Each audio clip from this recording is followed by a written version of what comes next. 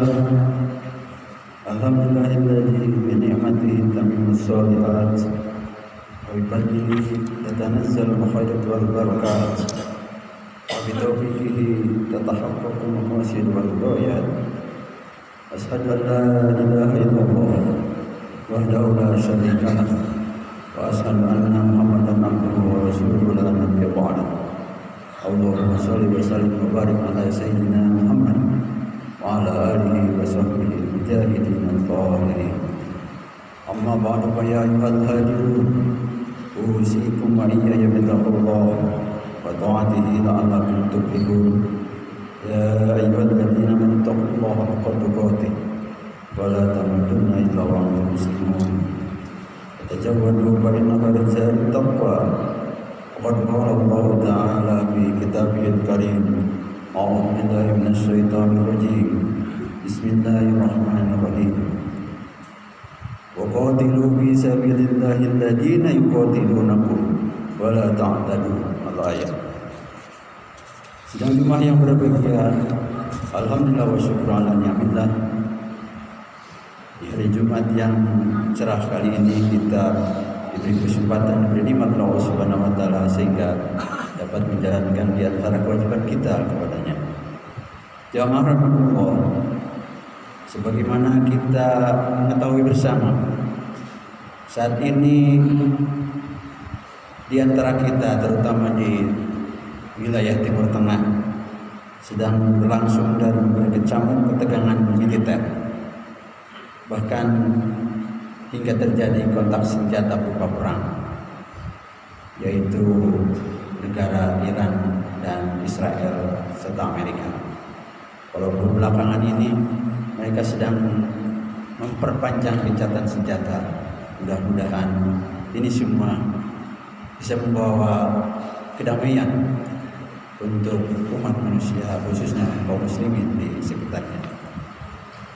Jamaah rahmatullah, peristiwa perang, walaupun ini tema yang kurang menyenangkan, selaku umat Islam perlu kita memahami, sehingga apabila kita dihadapkan pada situasinya, maka kita bisa terus menetapkan diri sebagai hamba Allah dengan menjalankan sesuai yang dituntut. Sebab perang seringkali dipicu oleh perbedaan dogmatis, antara lain perbedaan nilai, termasuk nilai-nilai agama, bahkan oleh ketimpangan ekonomi dan sikap etnosentris yang membanggakan budaya atau membanggakan budaya sendiri dan merendahkan orang lain. Di antara dampak sosial peperangan mencakup perubahan struktur sosial, hancurnya harta benda, pergeseran norma sosial, bahkan melayangnya jiwa raga manusia. Jamaah rahmatullah, dalam kenyataannya perang bukan sekedar konflik militer, melainkan fenomena sosial yang didorong oleh perbedaan nilai, oleh kepentingan ekonomi dan perebutan kekuasaan. Sehingga perang seringkali memicu munculnya upaya memperkuat solidaritas internal, sekaligus menjadi alat dominasi kelas yang lebih kuat, yang lebih dominan terhadap yang lebih lemah, serta mengubah struktur sosial budaya setempat. Untuk memahami fenomena perang ini, ada beberapa pandangan atau pendapat. Pertama, bahwa perang dilihat sebagai hasil dari persaingan untuk mendapatkan sumber daya, wilayah kekuasaan, bahkan ideologi. Pandangan ini menyoroti bahwa perang seringkali menguntungkan kelompok elit militer industri, sementara masyarakat umum, umat yang lemah menanggung beban terbesar serta berkurangnya sumber daya dan layanan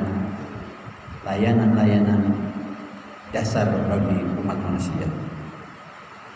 Dalam pandangan lain, meskipun perang itu bersifat destruktif atau pengerusakan, perang juga dipandang memiliki fungsi sosial, seperti meningkatkan solidaritas internal tadi, seperti menguatnya kebangsaan, menguatnya kesukuan, ataupun menguatnya unsur-unsur yang lain. Berikutnya juga dapat menyelesaikan sengketa serta mendorong perubahan sosial masyarakat, seperti perubahan peran antar gender misalnya. Alhasil, bagaimanapun perang itu dikonstruksi atau diupayakan, dipropagandakan sebagai simbol dan atau melalui kata dan bahasa untuk membenarkan tindakan kekerasan dan membangun dukungan publik. Jamaah rahmatullah, dalam Islam dikenal sebagai agama yang damai, rahmatan lil alamin. Kita bisa menemukan beberapa rujukan utama tentang perang. Utamanya misalnya terdapat dalam surat Al-Baqarah ayat 216 dan Al-Baqarah ayat 190, bahwa perang bisa menjadi sebuah kewajiban. Namun perang yang dilakukan itu mesti mengikuti etika-etika yang harus dipenuhi dan harus dijaga. Kita lihat pada surat Al-Baqarah ayat 216, Allah berfirman, A'udzubillahi minasyaitonirrajim. Kutiba alaikumul qitalu wa huwa kurhul lakum wa asa an takrahu syai'a wa huwa khairul lakum wa asa an tuhibbu syai'a wa huwa syarrul lakum wallahu ya'lamu wa antum la ta'lamun. Artinya diwajibkan atas kamu berperang, padahal berperang itu adalah sesuatu yang kamu benci. Boleh jadi kamu membenci sesuatu padahal itu amat baik bagimu, dan boleh jadi pula kamu menyukai sesuatu padahal ia amat buruk bagimu. Allah Maha mengetahui sedangkan kamu tidak mengetahui.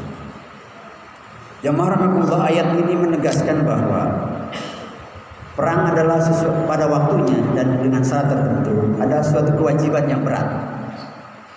Namun diharuskan untuk mempertahankan diri dan menegakkan kebenaran. Pada ayat yang kedua, ayatnya mundur ke 190, masih surat Al-Baqarah, Allah berfirman, wa qatilu fi sabilillahi alladziina yuqatilunakum wa la ta'tadu innallaha la yuhibbul mu'tadin.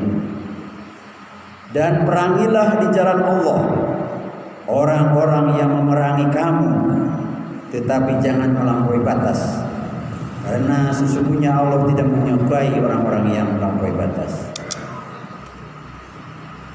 Ayat ini tentu saja membatasi praktek berperang hanya kepada mereka yang memulai permusuhan dan melarang kegiatan-kegiatan dan aktivitas yang serta upaya-upaya kebrutalan yang berlebihan.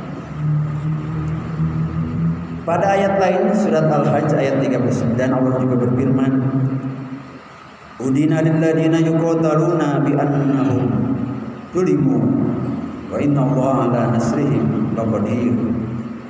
Telah diizinkan berperang bagi orang-orang yang diperangi karena sesungguhnya mereka telah dianiaya, dan sesungguhnya Allah benar-benar maha kuasa menolong mereka itu. Sidang jemaah yang berbahagia, itu diantara beberapa ayat yang menjadi rujukan informasi dan petunjuk mengenai berperang. Mari kita lihat bagaimana Nabi Muhammad SAW memberi arahan, antara lain dalam hadis yang pertama, hadis yang memerintahkan untuk berperang, yang menegaskan kewajiban dakwah dan perang untuk menegakkan kalimatullah.